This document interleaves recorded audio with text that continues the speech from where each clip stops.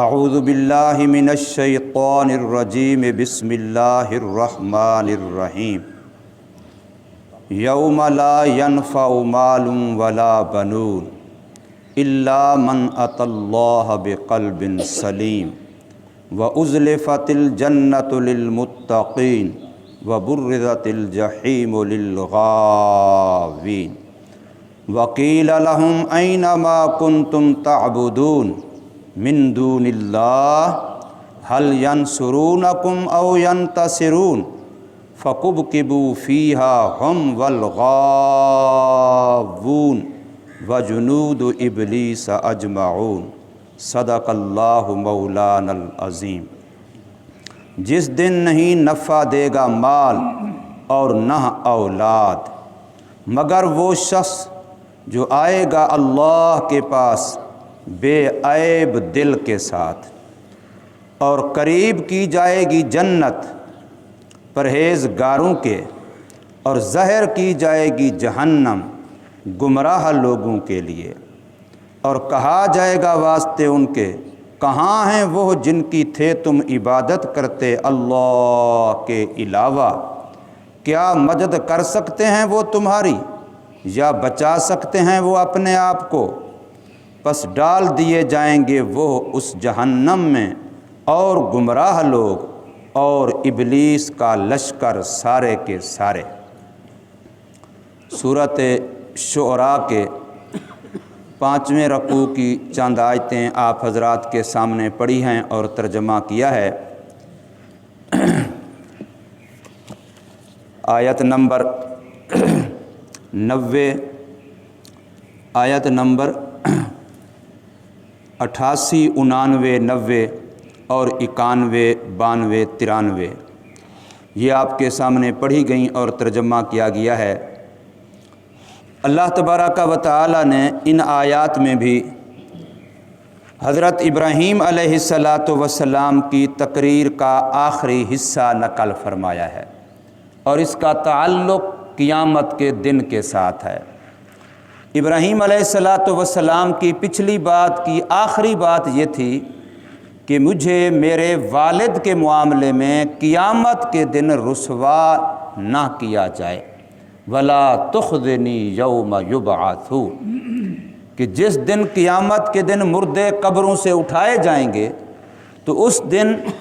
مجھے رسوائی کا سامنا نہ کرنا پڑے۔ یہ ابراہیم علیہ السلام کی آخری بات تھی پچھلی، جو ان کی تقریر کا حصہ نقل کیا گیا تھا۔ اب وہ قیامت کا دن کون سا ہے، اور وہ قیامت کا دن کیسا ہولناک ہے، قیامت کے دن کے کیا حالات ہیں، اس میں کامیاب لوگ کون ہوں گے، ان کی کیا نشانی ہے، اور اس میں ناکام لوگ کون ہوں گے، ان کی کیا علامات ہیں، تو رب کائنات نے ان آیات میں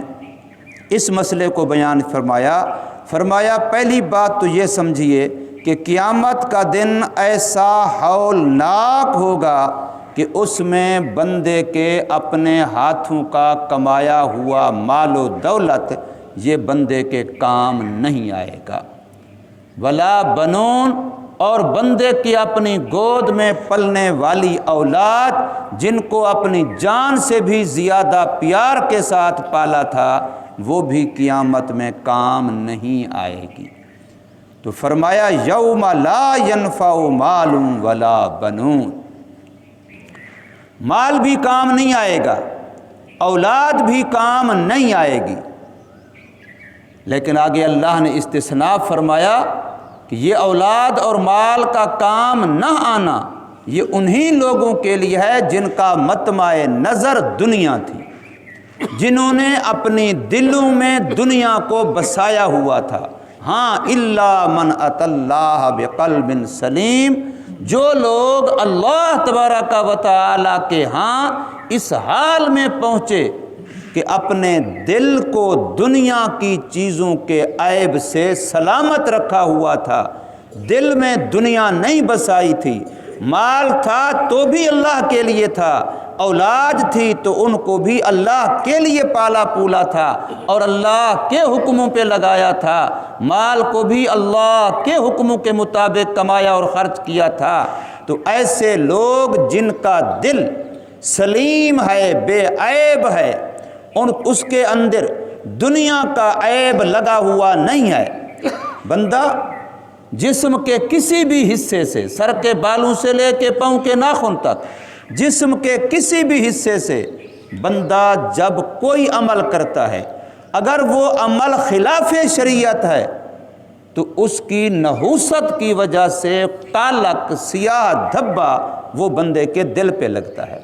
غلطی آنکھ کر رہی ہوتی ہے، غلطی کان کر رہا ہوتا ہے، غلطی زبان کر رہی ہوتی ہے، غلط ہاتھ استعمال ہو رہا ہوتا ہے، غلط پاؤں استعمال ہو رہا ہوتا ہے، لیکن سیاہ دھبا کالا کہاں لگ رہی ہوتی ہے؟ دل پہ لگ رہی ہوتی ہے۔ یہ حدیث پاک ہے کہ دل کالا ہوتا ہے، دل پہ سیاہ دھبا لگتا ہے، متاثر دل ہوتا ہے، بدنام دل ہوتا ہے، عیب دار دل ہوتا ہے۔ کیوں؟ اس لیے کہ دل سارے جسم کا بادشاہ ہے۔ جیسے گھر کا سربراہ ہو، گھر کا کوئی بندہ بھی غلطی کرتا ہے تو عیب کس پہ لگتا ہے؟ گھر کے سربراہ پہ لگتا ہے۔ بدنامی کس کی ہوتی ہے؟ گھر کے سربراہ کی ہوتی ہے کہ فلاں کا بیٹا تھا، فلاں کا پوتا تھا، فلاں کا فلاں تھا، فلاں کا فلاں تھا۔ جو سربراہ ہے اس بیچارے کو صفائیاں دینی پڑتی ہیں، اس بیچارے کو سارے جتن بھگتنے پڑتے ہیں۔ تو بالکل ایسے ہی ہمارا سارا وجود اور وجود کا ایک ایک انگ اور عضو یہ رعایا ہے، یہ محتاط افراد ہیں، اور دل ان سب کا سربراہ ہے، دل ان سب کا بادشاہ ہے۔ رعایا میں سے، محتاطوں میں سے کوئی بھی غلطی کرتا ہے تو اس کا خمیازہ دل کو بھگتنا پڑتا ہے، اس کا گندا نشان کالک وہ دل پہ لگتی ہے۔ اور پھر جب اللہ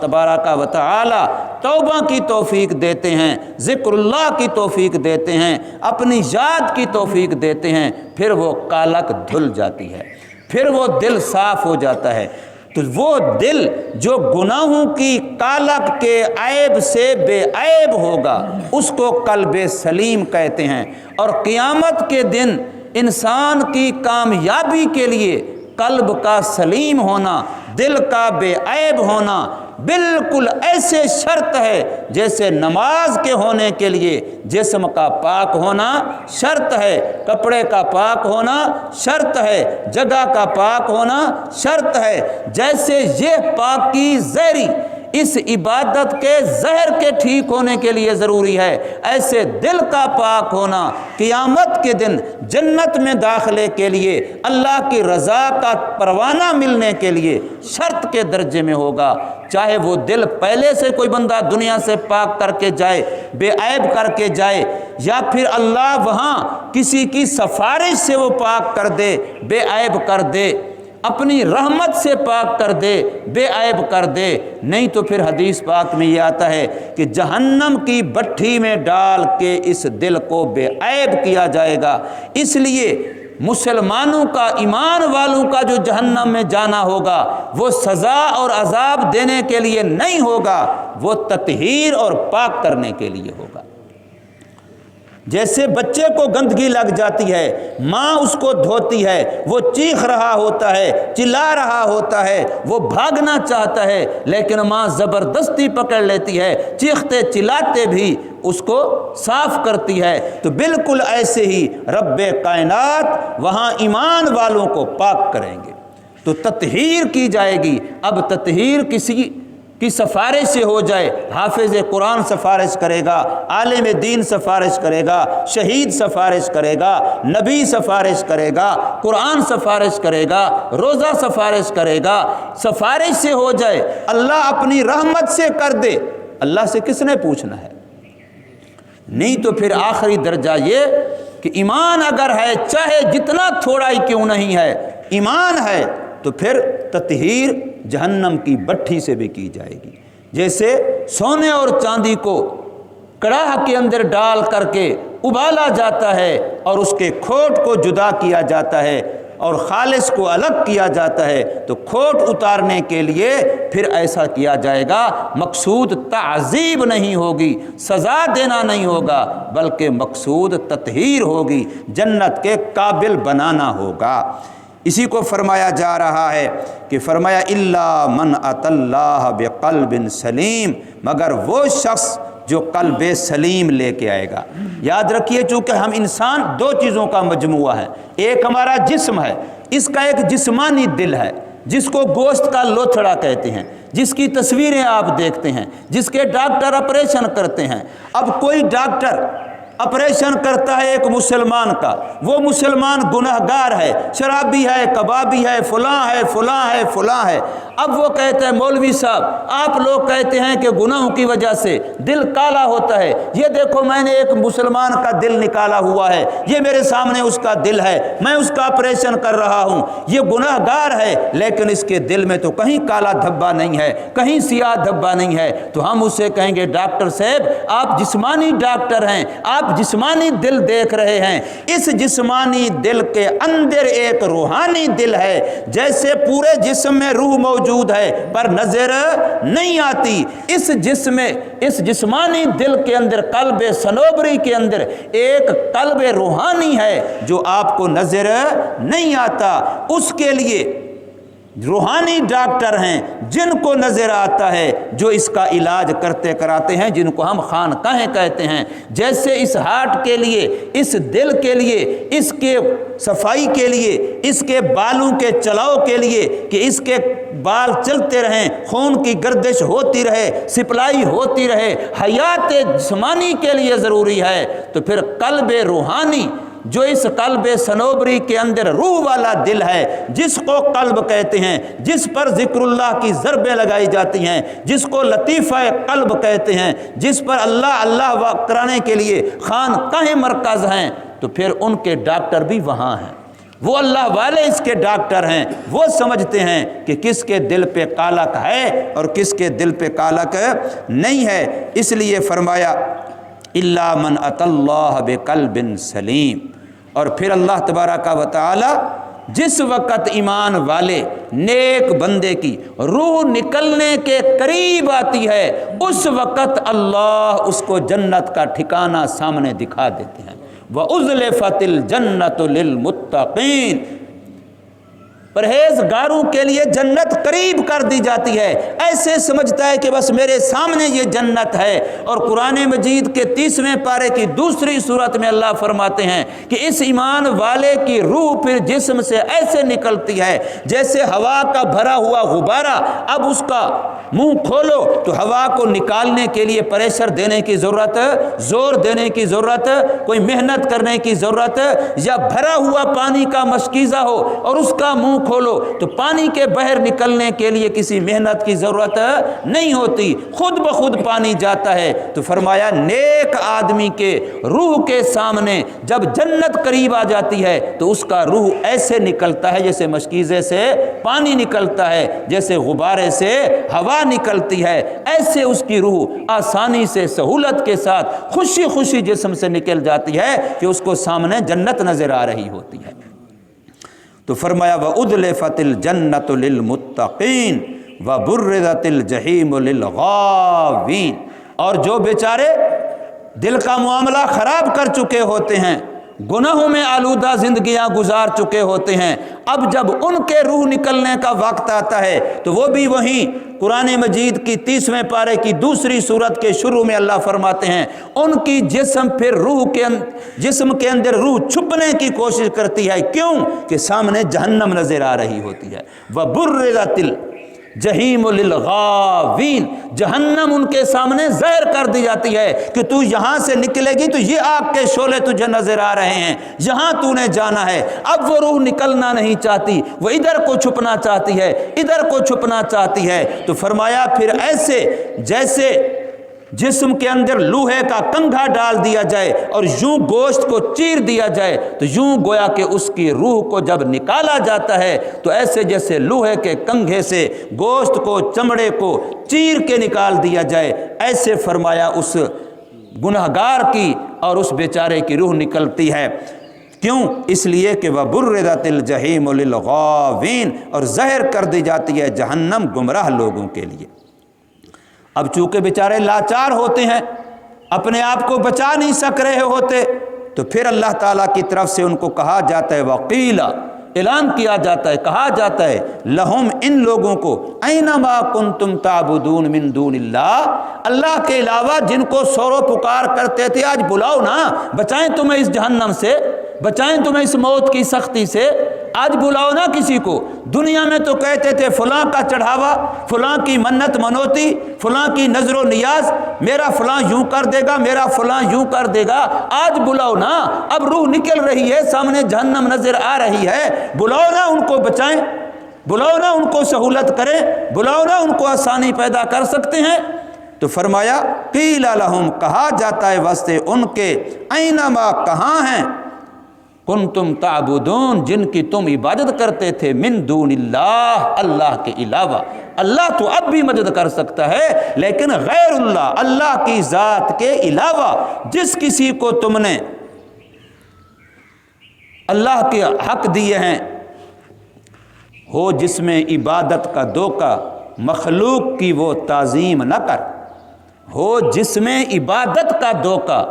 مخلوق کی وہ تعظیم نہ کر۔ ایسی کوئی تعظیم مخلوق کی ناجائز ہے جس کو دیکھنے والا عبادت سمجھتا ہے۔ عبادت صرف اور صرف اللہ ہی کے لیے ہے۔ جو خدا کا حصہ بندوں میں اسے تقسیم نہ کر۔ عبادت صرف اللہ کا حصہ ہے، یہ کسی مخلوق کا حصہ نہیں ہے۔ ہو جو اللہ کا حصہ بندوں میں اسے تقسیم نہ کر، ہو جس میں عبادت کا دھوکہ، مخلوق کی وہ تعظیم نہ کر۔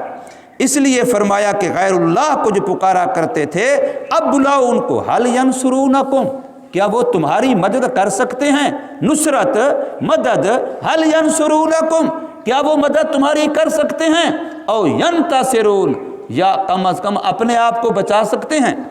اس لیے قرآن کہتا ہے کہ وہ پتھر، وہ لکڑیاں،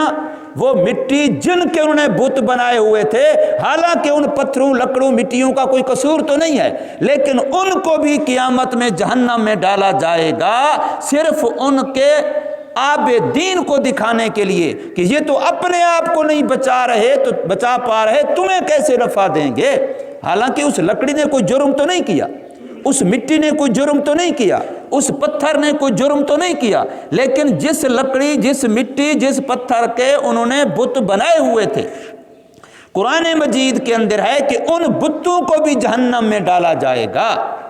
صرف اس بات کو دکھانے کے لیے کہ یہ تو اپنے آپ کو بیچارے نہیں بچا پا رہے، اپنی مدد نہیں کر پا رہے، تو ہمیں کیا بچائیں گے؟ اپنے عبادت کرنے والوں کو کیا بچائیں گے؟ اس لیے فرمایا او ینتصرون، یا وہ اپنے آپ کو بچا سکتے ہیں۔ فَكُبْكِبُوا فِيهَا، اب اللہ فرماتے ہیں 3 طبقے ایسے ہیں جن کو اس جہنم میں ڈالا جائے گا۔ فَكُبْكِبُوا فِيهَا، پس اوندھے منہ ڈال دیے جائیں گے اس جہنم میں، ہم، وہ عبادت کرنے والے غیر اللہ کی،